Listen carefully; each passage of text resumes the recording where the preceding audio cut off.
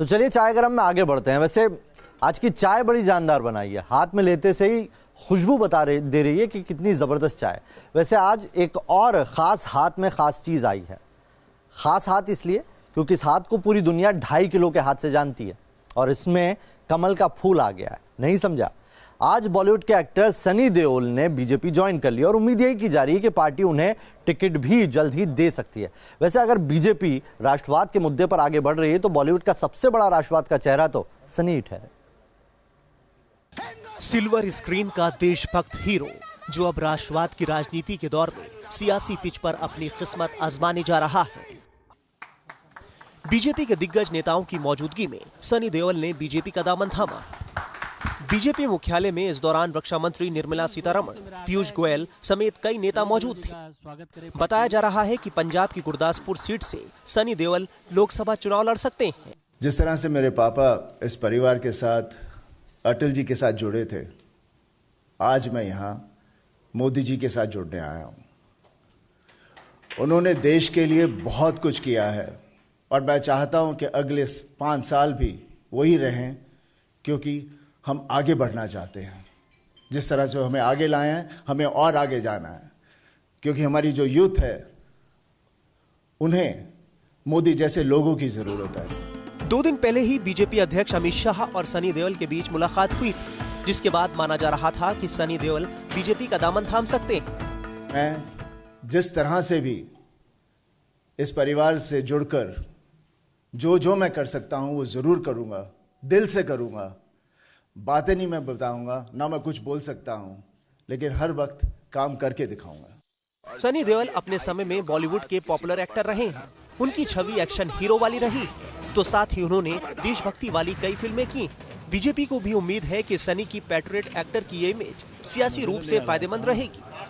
फिल्मों के द्वारा देश प्रेम जगाया, देश के सुरक्षा बलों का मनोबल बढ़ाया, देश के युवा युवतियों को जो प्रेरणा देने वाला काम सनी देओल जी ने फिल्मों के माध्यम से किया, मुझे विश्वास है वैसा ही राजनीतिक जीवन में ये दिल से काम करेंगे। अब बात पंजाब की हाई प्रोफाइल सीट गुरदासपुर की, जहां से अभिनेता से राजनेता बने सनी देओल चुनाव लड़ सकते हैं। 1998 में पहली बार अभिनेता विनोद खन्ना यहां से चुनाव जीतकर सांसद बने थे। 2014 में भी विनोद खन्ना ने गुरदासपुर सीट से जीत दर्ज की थी। उनके निधन के बाद 2017 में हुए उपचुनाव में कांग्रेस के सुनील झाकड़ यहां से जीते थे। अगर मेरा बस चले तो एक हिंदुस्तानी को गोली से उड़ा दूं। किन हिंदुस्तानियों को गोली से उड़ाएंगे आप लोग? हम हिंदुस्तानियों की वजह से आप लोगों का वजूद है। दुनिया जानती है कि बंटवारे के वक्त हम लोगों ने आप लोगों को 65 करोड़ रुपए दिए थे, तब जाकर आपके सर पर तरपाल आई थी। बरसात से बचने की हैसियत नहीं और गोलीबारी की बात कर रहे हैं आप लोग।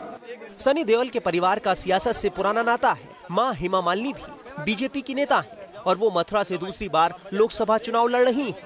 वहीं सनी के पिता धर्मेंद्र 2004 में बीजेपी के टिकट पर बीकानेर से लोकसभा चुनाव लड़े थे और उन्होंने जीत भी हासिल की थी। Team news nation.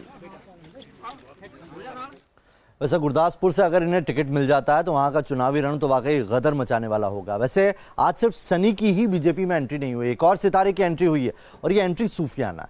सूफियाना इसलिए क्योंकि उत्तर पश्चिमी दिल्ली से बीजेपी ने सूफी गायक हंसराज हंस को टिकट दे दिया है। यहां से उदित राज का टिकट काटने के बाद हंसराज हंस को टिकट देकर बीजेपी ने इस दिल्ली के रण को बड़ा दिलचस्प बना दिया। अपनी जादुई आवाज की बदौलत लोगों का दिल जीतने वाले पंजाबी सिंगर हंसराज हंस एक बार फिर से चुनावी रण में कूद गए। बीजेपी ने हंसराज को उत्तर पश्चिमी दिल्ली से अपना उम्मीदवार बनाया है। हंसराज अपने समर्थकों के साथ नामांकन दाखिल करने पहुंचे। नॉमिनेशन फाइल लगता है उस सीट से आप जीत जाएंगे सर? अभी आने के बाद हंसराज के सियासी सफर पर नजर डालें तो उन्होंने अकाली दल के साथ अपने राजनीतिक पारी की शुरुआत की थी। हंसराज 2009 में अकाली दल के टिकट पर जालंधर से चुनाव लड़े थे। उसके बाद 2014 में अकाली दल से कांग्रेस में चले गए थे। उन्होंने एक बार फिर पार्टी बदली और 2016 में बीजेपी का दामन थाम लिया। उत्तर पश्चिम दिल्ली की सीट सुरक्षित श्रेणी में आती है, इसलिए यहाँ से मौजूदा सांसद उदित राज की जगह हंसराज हंस को उम्मीदवार बनाया गया। उदित और हंसराज हंस दोनों ही दलित समुदाय से आते हैं। अपना टिकट कटने पर उदित राज पार्टी के फैसले पर सवाल उठा रहे हैं। मेरे मन में है कुछ सवाल। मेरा टिकट कटा क्यों? क्या इस बात के ऊपर कटा कि मैं दलितों के बारे में बोलता रहा? इस बात के लिए मेरा टिकट काटा गया कि मैं बेस्ट परफॉर्मर हूं? बीजेपी ने उत्तर पश्चिमी सीट से अपना कैंडिडेट बदलकर जीत सुनिश्चित करने की कोशिश की है, लेकिन अभी उसके सामने उदित राज के बागी तेवरों से निपटने की चुनौती बाकी है। Manish Chaurasia, team news nation. वैसे आज बीजेपी के लिए स्टार मंगलवार रहा। अब आपने देख लिया किस तरीके से एक एक्टर, उसके बाद सिंगर, और अब बात करते हैं क्रिकेटर स्टार की, यानी कि ओपनिंग बल्लेबाज रहे गौतम गंभीर। कभी टीम इंडिया में चौके छक्के लगाते थे, लेकिन अब बीजेपी की सियासी पिच पर खेलने वाले हैं। आज वो भी अपना नामांकन दाखिल करने के लिए पहुंचे हैं। कैसी रही सियासत की उनकी ओपनिंग एंट्री, आइए दिखाते हैं। दिल्ली में दिग्गजों का नामांकन, चुनावी मैदान में क्रिकेटर और बॉक्सर। चुनावी लिहाज से दिल्ली के लिए ये मंगलवार बेहद खास रहा। क्रिकेटर से लेकर बॉक्सर और कई सियासी दिग्गजों ने अपना नामांकन दाखिल कर दिया। क्रिकेट की पिच से सियासत की पिच पर एंट्री कर चुके पूर्वी दिल्ली सीट से बीजेपी उम्मीदवार गौतम गंभीर अपना नामांकन दाखिल करने पहुंचे। दिल्ली में ही पले बढ़े गौतम गंभीर का रोड शो जब सड़क से गुजरा तो लोगों ने उनका गर्मजोशी से स्वागत किया। टक्कर सिर्फ अपनी इंटेंशन से है, जो अपने प्रोमिसेस से है, जो अगर अपने प्रोमिसेस को पूरा करूंगा वो सबसे बड़ा चैलेंज है, और बाकी किसी से कोई चैलेंज नहीं है। गौतम गंभीर ने नामांकन से पहले हवन पूजन कर जीत के लिए आशीर्वाद मांगा। लोकसभा में तीसरे चरण के इस चुनाव के लिए आज प्रधानमंत्री नरेंद्र मोदी भी अपने गृह राज्य गुजरात में थे, जहां पर उन्होंने अपने मताधिकार का इस्तेमाल अहमदाबाद में किया। लेकिन मत डालने से पहले वो अपने घर में पहुंचे गांधीनगर में और अपनी मां से आशीर्वाद दिया। प्रधानमंत्री नरेंद्र मोदी कोई भी बड़ा काम करने से पहले मां का आशीर्वाद लेना नहीं भूलते। तीसरे दौर के चुनावी रण में वोट डालने से पहले पीएम मोदी ने अपनी मां से आशीर्वाद लिया। पीएम मोदी गांधीनगर के वोटर हैं। आज वोट डालने से पहले वो अपनी मां से मिलने गए। पीएम मोदी ने मां हीराबेन के पैर छुए। मां ने अपने बेटे के सिर पर प्यार से हाथ फेरा और आशीर्वाद दिया। मां हीराबेन ने बेटे के माथे पर तिलक लगाकर स्वागत किया और मुंह भी मीठा कराया। मोदी ने भी इस मौके पर अपने हाथों से मां का मुंह मीठा कराया।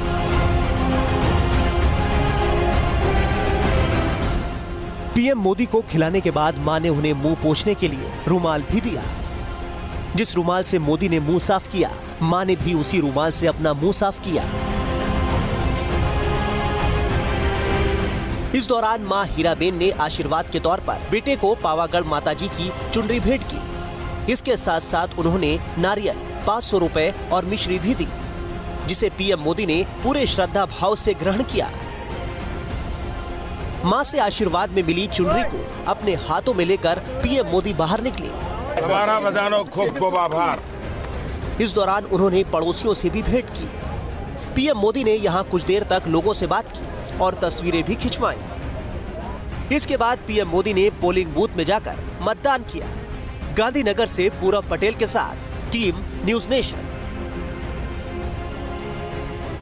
वैसे इस दौरान एक और बड़ी दिलचस्प सी तस्वीर कैमरे में रिकॉर्ड हुई है। प्रधानमंत्री जैसे ही अपने घर से बाहर निकले अपनी मां से आशीर्वाद लेकर, वहां पर एक बच्ची थी आंगन में। दरअसल अमित शाह की पोती रुद्रा नाम है इनका, और कैसे प्रधानमंत्री ने उन्हें खिलाया है, लाड़ किया है, आइए दिखाते हैं।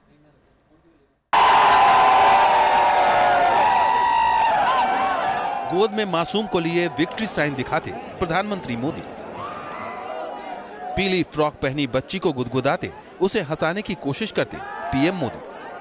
कभी मासूम को हंसाने की कोशिश तो कभी उससे बात करने की कवायद, कभी बच्ची के कान में कुछ कहने की कोशिश,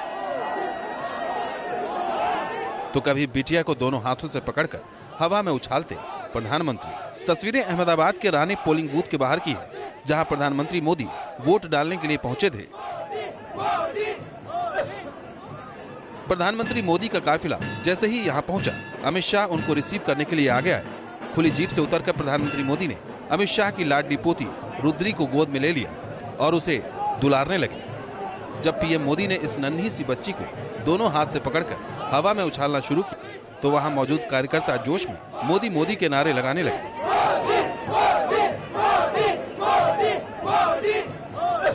पीएम मोदी के इस अंदाज को देखकर वहां मौजूद अमित शाह और उनके परिवार के लोग भी मुस्कुराने लगे। इन खूबसूरत पलों की तस्वीरें लोगों के कैमरे में कैद हो गई और ये सोशल मीडिया में भी खूब वायरल हो रही हैं। पीएम मोदी के इस प्यार और दुलार भरे अंदाज से शायद रुद्री को भी मजा आ रहा था, तभी वो रोने की बजाय हंसती हुई दिखी।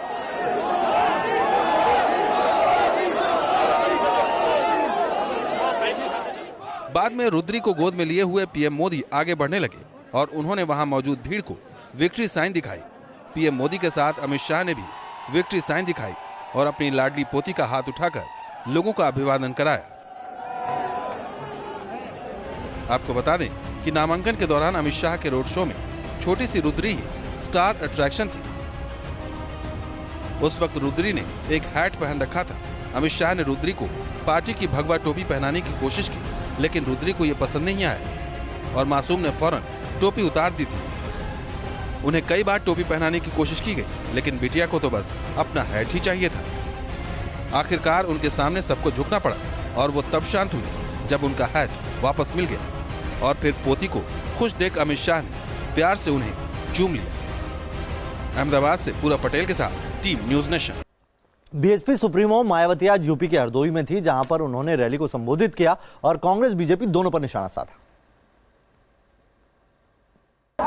आजादी के बाद सबसे पहले केंद्र में व देश के अधिकांश राज्यों में भी ज्यादातर सत्ता या कांग्रेस पार्टी के हाथों में केंद्रित रही है, किंतु यह खास ध्यान देने की बात यह है कि कांग्रेस पार्टी के केंद्र में व अधिकतर राज्यों में भी लंबे अरसे तक रहे शासनकाल में इनकी अधिकांश रही गलत नीतियों व गलत कार्य प्रणाली की वजह से ही फिर इस पार्टी को केंद्र व देश के काफी राज्यों की भी सत्ता से बाहर होना पड़ा है। आप लोगों को ये मालूम है कि अंग्रेजों के जाने के बाद केंद्र में तो लंबे अरसे तक कांग्रेस पार्टी पावर में रही है। आपके उत्तर प्रदेश में भी काफी वर्षों तक कांग्रेस पार्टी इधर पावर में रही है। अपने लंबे अरसे के शासनकाल में क्या आप लोगों की गरीबी, बेरोजगारी को या अन्य जो समस्याएं हैं उनको दूर किया? मैं समझती हूँ बिल्कुल भी नहीं किया। तो चलिए, चाय गरम में अभी के लिए इतना ही। दीजिए इजाजत, बने रहिए न्यूज नेशन के साथ, क्योंकि यहाँ खबरों का सिलसिला कभी नहीं थमता।